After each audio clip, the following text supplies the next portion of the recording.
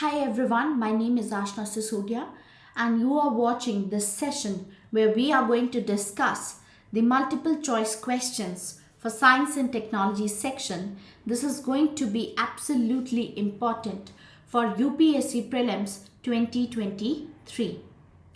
So let us start with our first question of the day. This is question number 1.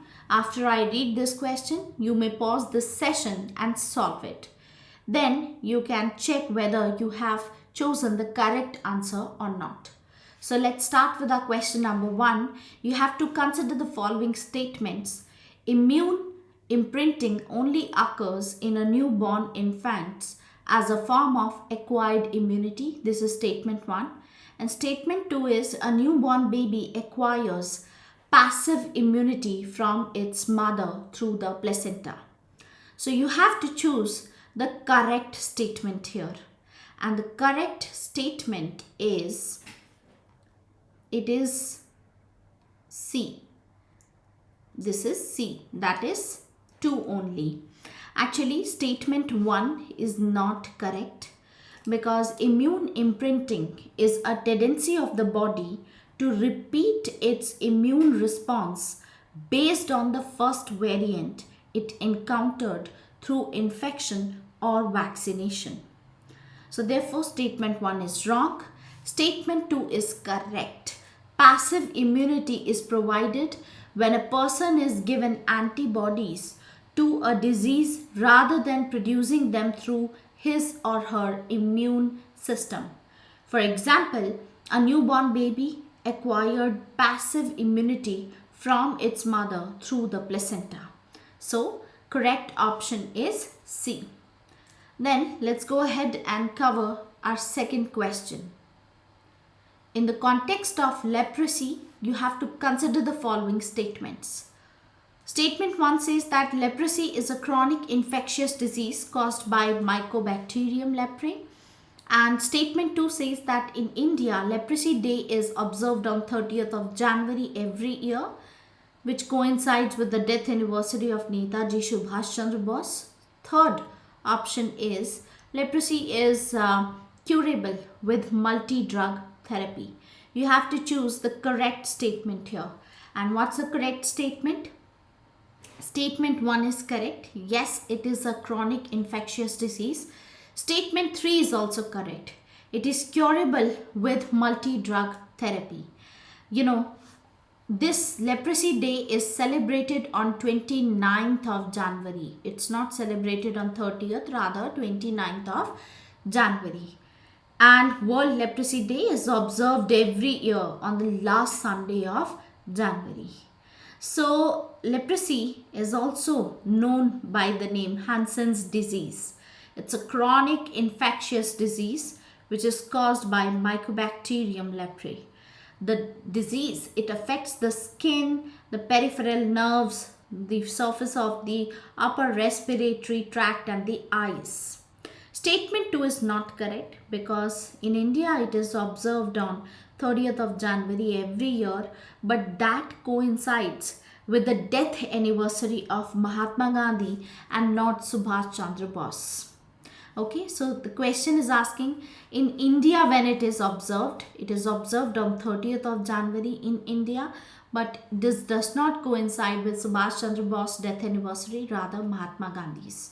So 2 is not correct. You can easily eliminate it and you reach your option, that is C. Question number 3 is you have to consider the following statements.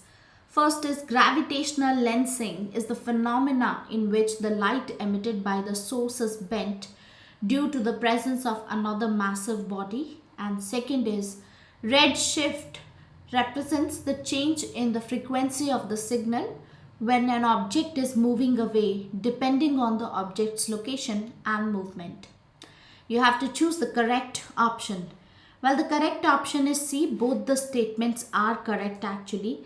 Gravitational lensing, it occurs when a massive celestial body, for example, galaxy cluster, it causes a sufficient curvature of space-time for the path of light around it to be visibly bent.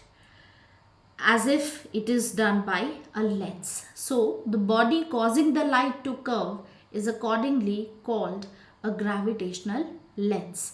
And statement 2 is also correct. Red shift and blue shift. They describes the change in the frequency of a light wave depending on whether an object is moving towards or away. So when an object is moving away from us, the light from the object is known as red shift, and when an object is moving towards us, that's when the light from the object is known as blue shift. So both the statements are correct. Let's go ahead and solve question number 4. Now, with reference to hybrid immunity, you have to consider the following statements. Statement number 1 is, it is gained only if an individual gets a natural infection after a COVID-19 vaccine.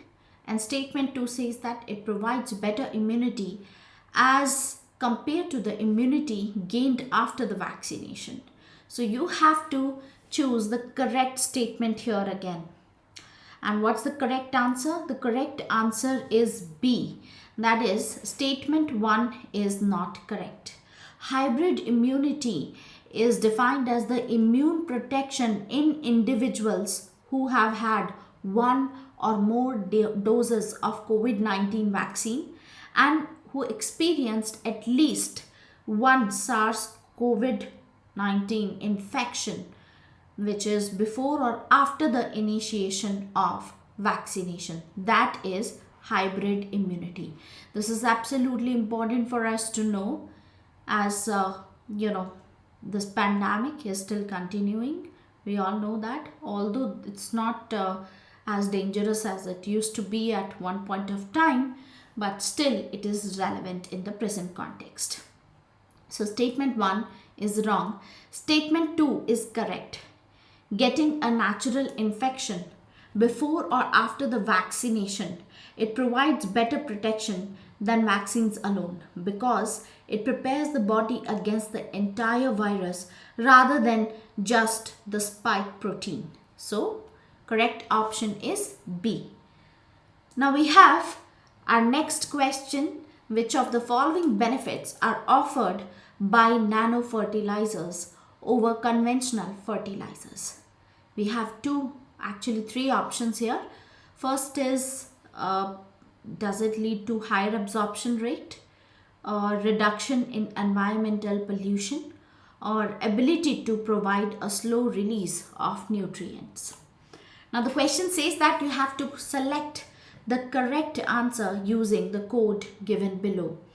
And the correct answer to this question is all of them. That is 1, 2 and 3.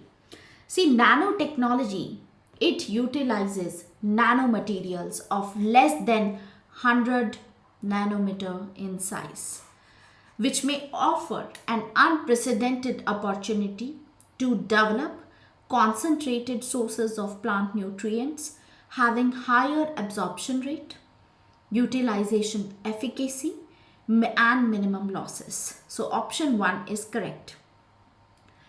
Nanofertilizers are being prepared by encapsulating plant nutrients into nanomaterials and delivering nutrients in the form of nano-sized emulsions. In comparison with the existing fertilizers, absorption and runoff, these are, the way it is going to benefit because they have higher absorption efficiency. So we have solved 5 questions of science and technology today. We'll be solving other such questions in the upcoming classes. This is it for this session. Thank you very much. Bye-bye. Take care.